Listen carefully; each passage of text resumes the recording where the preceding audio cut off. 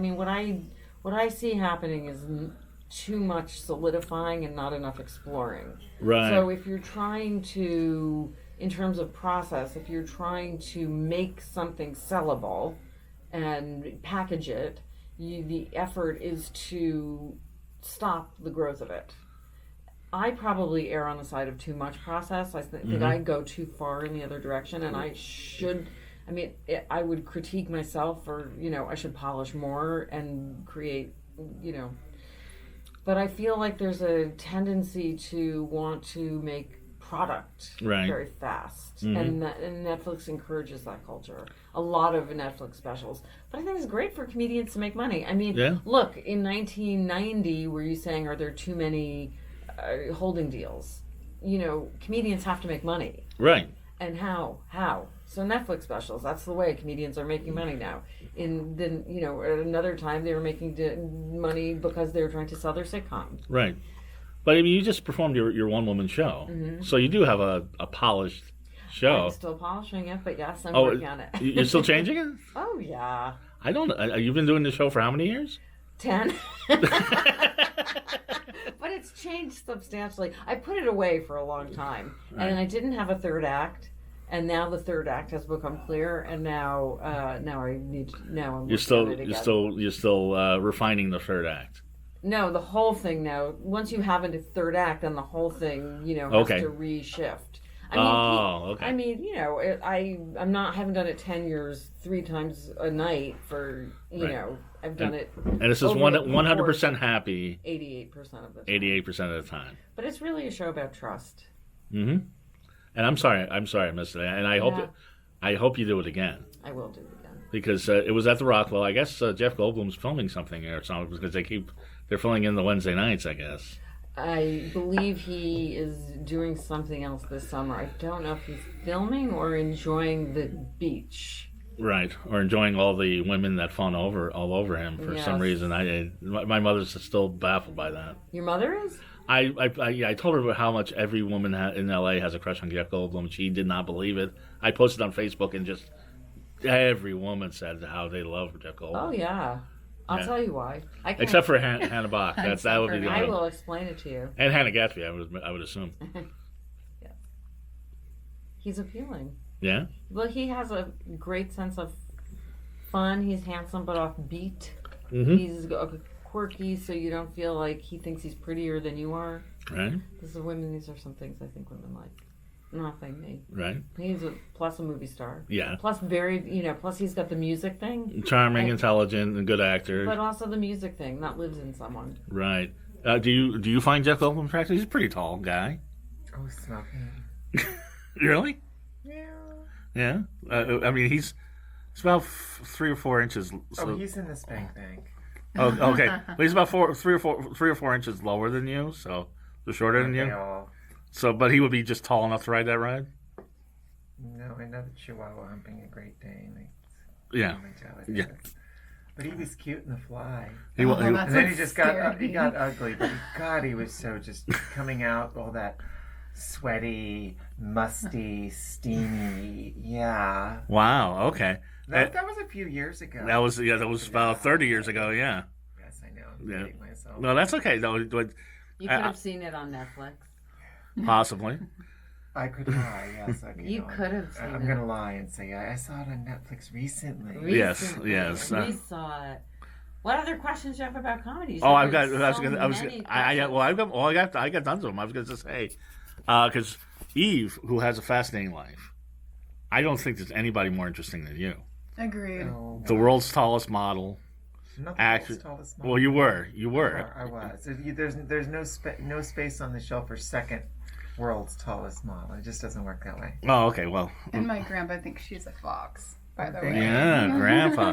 Grandpa. And Banske Bay. Slap. And you've been talking about doing a one-woman show. Been doing a one-woman. You have been doing a one-woman show. I haven't seen that. I haven't seen it. I've seen pieces of it. I've seen pieces of it. Yeah. Any advice? Me? Yes. Depends. I haven't seen the show. Right. I mean, there's no grand piece of advice. As far as shaping your material into a one-person show, just make sure that it's the difference, but I don't want to be an advice giver. Okay. But there is one thing. I mean, the Sifu, tell me difference. the way. I mean, the only thing I will say is the difference between an hour. I mean, some people really aren't doing a one-person show; they're just doing an hour of comedy. And I don't even want to say just because there's something so beautiful about a great hour of comedy. Sure. But some people say it's a show when it's not a show; it's just an hour. Of Right. great material. I've seen that. And that's amazing. And I sometimes wish that's what I had made because that would be a great, very commercial thing. But I've done a lot of shows, and I came up in that world of shows. And Sure. the thing that makes it really pay off for someone is when the beginning and the end connect. There's an end that is an end that means something with the beginning. Right. And It goes journey goes full the circle. Journey, but Somebody But then I'm grows. sure there's a perfect way to do it without that. I mean, there's just no rule. There's no one thing that you can tell to anybody. Okay. I really believe that. There's not like a secret thing for anything. There's anything that anyone can tell you. There's exactly the other thing is true for someone else. Right. I can tell you that, and then you could say, well, what about this other one-person show? They didn't do that, and it's the best show in the world. Sure. But but you teach comedy. I do. You teach I comedy. what I You actually teach think- writing. What I say is I teach creativity. Many of the people I teach it to are comedians. Right. And I can help people be funnier. I'm not the person that's going to make you're going to bring I'm going to listen to your 10-minute set 400 times. Right. I'm going to help you learn to generate material. I'm going to help you learn how to be who you are as a comedian, as a memoirist, as a one-person show person, whatever you want to do. I help you do it authentically as yourself. Now here's the question, and this is one of the questions I really wanted to get to last time. Oh, thank God. It's coming. You've been sitting on it. No. Can somebody that's not funny become funny? Do you think people are naturally funny, or everybody? I think that many people can be funnier. I have come across very few people, but there are a few that I really couldn't help be funnier. Right. There are some people that are just, but most people can get a lot funnier. Maybe not funny enough to be a great stand-up comedian, but maybe funny enough to, write funnier enough to be funnier enough to understand what's funny about themselves. And there are tricks and there are ways of doing it. Almost every stand-up comedian was not any great stand-up comedian, except, I don't know, there's a few. I didn't even think Eddie Murphy was supposedly great the first time he got on stage. Right. But most comedians went through a long time of being not that funny, and not consistently funny. That's I'm the a other Marty thing. Feldman. Marty Feldman. Yeah. I don't know. I don't know. Wow, you're going way back. He wasn't a stand-up Do you though. think you're dating yourself with the fly? Yeah, the Marty Feldman. I got to meet him in Las Vegas. Was he funny? Oh, yeah. Oh, Was he doing? His eyes. Was he doing stand-up, or was he just? No, I met him for breakfast with a friend. Oh, okay. Did he Wow. make you laugh at Yes, breakfast? he did. Yes, he did. He's all that in a Wow. bag of chips. He's fun and personable and You might very, very. There's a wisdom. That'd be for our younger viewers. If you go back to Young Frankenstein or other movies, that's who Marty Feldman is. So he had huge eyes, and he would bug them out, and it was very funny. Oh, yeah, that guy. That guy, No, yeah. okay, so because I'm not a comedian, but as a fan, I think and I feel just because I am getting older, I think the older you get, the funnier you become because you experience so many different things in life and you can kind of make a sense of humor about it, especially, some really screwed up things that has happened. Well, you have I- perspective. You have a deeper perspective of life, and you know yourself better. Yeah. And there are two things that will keep an audience from laughing at a comedian, and those two things. I mean, there are two things that keep you like comedy adjacent, but not quite funny. If an audience is worried about you, I mean, that will just. I mean, they might want to laugh. You might be doing funny things, but there could be something like you don't know something about yourself, or if an audience feels that they know you better than you know yourself, that will worry them. Right. And I think it's because people are actually kind of nice, and they don't want to laugh at you; they want to laugh with you. So if they're not on the same page as you, so an audience has to feel unworried to be able to laugh. That's the main thing that will keep an audience from laughing. Then the other thing, and so that is something you get as you grow older. You sort of know yourself so well that you are able to bring that. It's a consciousness thing. and of course, the more complicated you are, the longer it takes. So these guys who are just like super simple, like the guys of comedy, Right. there are a lot of people that aren't that complicated. So it doesn't take that much to know yourself, and you're this guy, and Right. what about this? How about that? Yeah. I mean, it's funny. You can Okay, get her great. done. Yeah. And then, I think to be a woman, there's so many people, everyone is probably more complicated than that. So the more complicated you are, the more interesting you are, and eventually the better your work will be, but it doesn't happen necessarily as fast. And then the other thing is unanswered questions will really keep an audience from laughing, because Right. if a person is sitting there going like, but why? I don't understand. How come? Even if they're loving you, that's the little question in their head that they want to ask and want an answer to is keeping you. And that's how we developed actually the back mic because people, because Right. became about doing all new material. So Right. in doing new material, there is always questions. I mean, there are questions because you're just doing it for the first time. You haven't like fully thought it out. You're working it out. It's the new first time. So I would, when it started happening just really naturally, I just hopped on a mic in the back of the room and said, hey, but what about, and tried to get people to laugh through asking the questions that I could hear the audience asking. Right. But you don't do that so much anymore. I don't, Or you haven't. I've seen 3 Uncab shows or 4, and I don't. I'm still getting a feel of that room. I'm also tired. It's been a